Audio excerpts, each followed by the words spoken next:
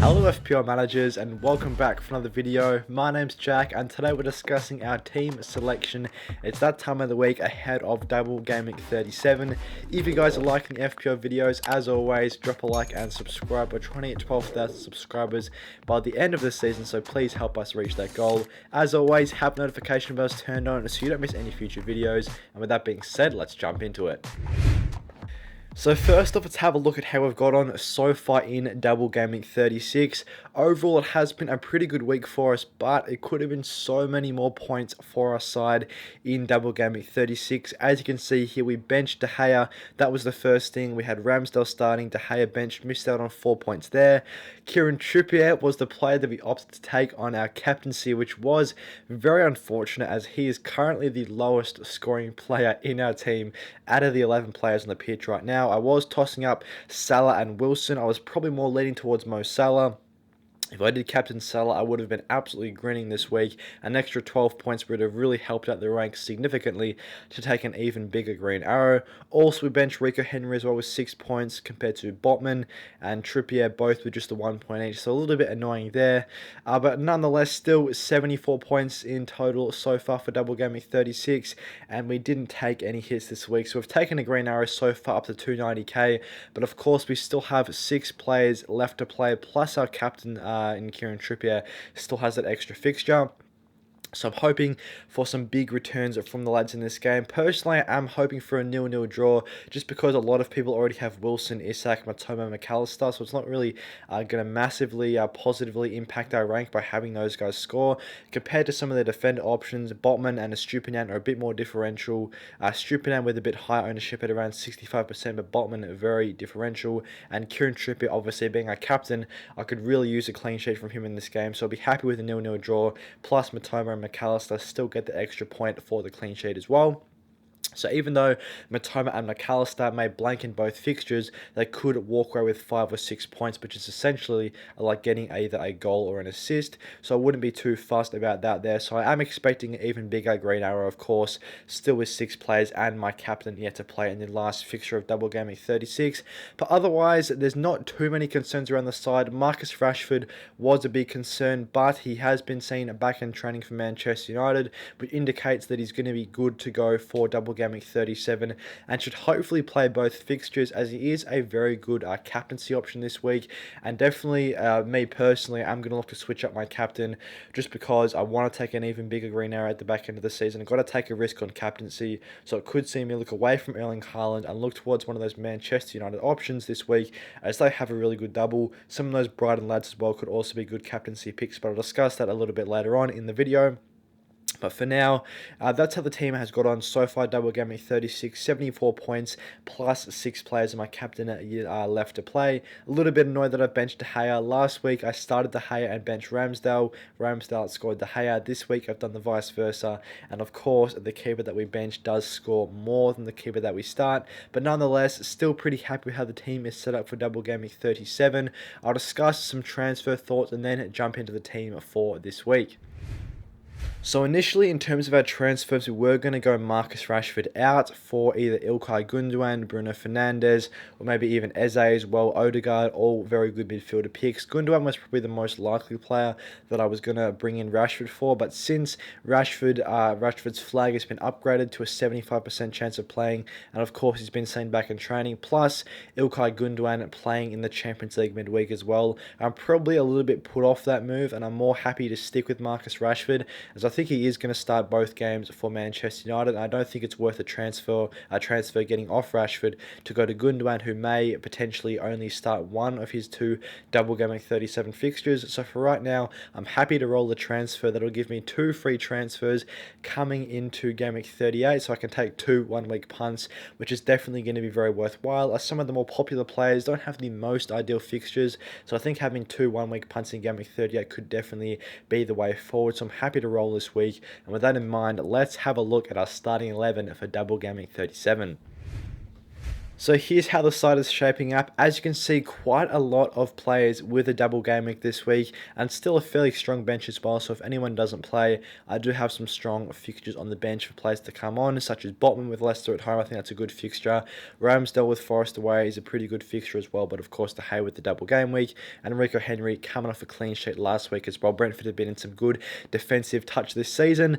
But let's have a look at the starting 11. I'm really happy with how the team is shaping up. We've got triple Manchester United, all with double game weeks, triple Brighton, all with double game weeks, Erling Haaland with a double game week for Man City, and Wilson, Kane, Salah, Trippier with the single game week fixtures. But all of these single game week fixtures I really like. Salah has been in exceptional form, especially at Anfield. He continues to bang in the goals, and he continues to put up such big FPL points returns, coming off a double-digit return in game week 36. I was initially going to go Salah to De Bruyne, but I'm going to stick with Mo Salah. I think Salah can still outscore Kevin De Bruyne this game week, despite Man City having the double and Liverpool just having the one fixture against Villa. Kane, he continues to get goal after goal, so consistent in recent weeks. 11 returns in his last 13 games, so he's hardly blanked, only blanked twice in his last 13 game weeks. So he's been absolutely exceptional for Spurs. He continues to get himself goals. He always picks up bonus points when he scores as well. So I really like Harry Kane in my forward line. He's also a very differential pick, roughly a 20 to 25% ownership into the top 100k right now. So there's a huge differential that can give me a really good green arrow, and I think he's only going to get more differential as people look to go for more double game week picks. But I wouldn't be surprised if Kane does outscore a lot of double game week options despite just having the single game week. Also, in terms of my transfer plans, I was initially going to look to go Wilson out and Alvarez in, which could still be a move that I look to make, as I obviously have the one free transfer available. Saying that though, Wilson does have Leicester at home, which is such a good fixture, and after seeing how poor Leicester's defense was once again against Liverpool, and how good Callum Wilson has been so far in double game week 36 with 12 points, I'd probably be more inclined to hold on to Callum Wilson for double game week 37, despite me initially wanting to move him on after just taking the 1 week punt on him for double game week 36. But Leicester at home, I think it's such a good fixture for Wilson. Even if he doesn't start, he's going to be very productive in the 20-30 minutes that he does play in. But I think we'll get a bit more information on whether he's going to be starting based on the second fixture of Newcastle's double game week. If Wilson does play the majority of minutes in that fixture in their double, then I could potentially look to move him out to Alvarez, which is going to be the most likely player that I look to move in for Wilson. But if he doesn't get too many minutes, maybe just comes off the bench for 20 to 30 minutes, or only plays around 50 to 60 minutes when he starts, I think I will look to hold on to Wilson, as Leicester's defence has been arguably the worst in the Premier League since the resumption of the World Cup. Definitely from a clean sheet perspective, they've been the worst. Callum Wilson has shown that he's on penalties, even when Isak is on the pitch as well. So that's really good to see, and he's been good at converting his penalties. He's had a very good expected goals figure per 90, so I'm happy to have Wilson still on my team if he doesn't get too many minutes in the second fixture of Newcastle's double. And Kieran Trippier does remain in the side as well. Leicester at home, it's an okay fixture from a defensive perspective. The one thing I will say with Leicester is that they've still managed to score goals this season.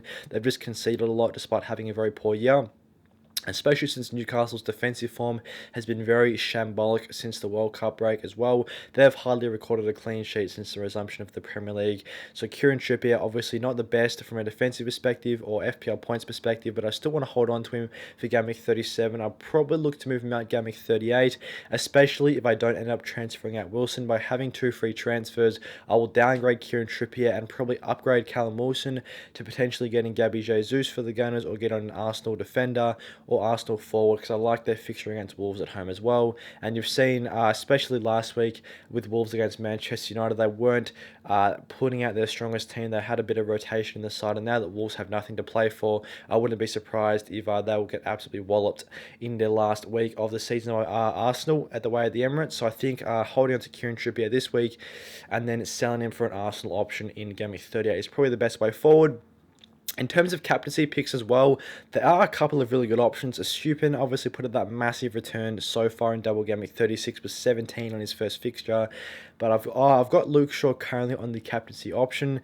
I did captain Trippier last week, and captaining a defender didn't go very well for me, or hasn't gone very well for me so far in double game week 36. Hopefully Trippier can add to his 1 point in his second fixture. But I think Luke Shaw does have a lot better fixtures. Bournemouth away, Chelsea at home, 2 sides that haven't scored a great amount of goals this season.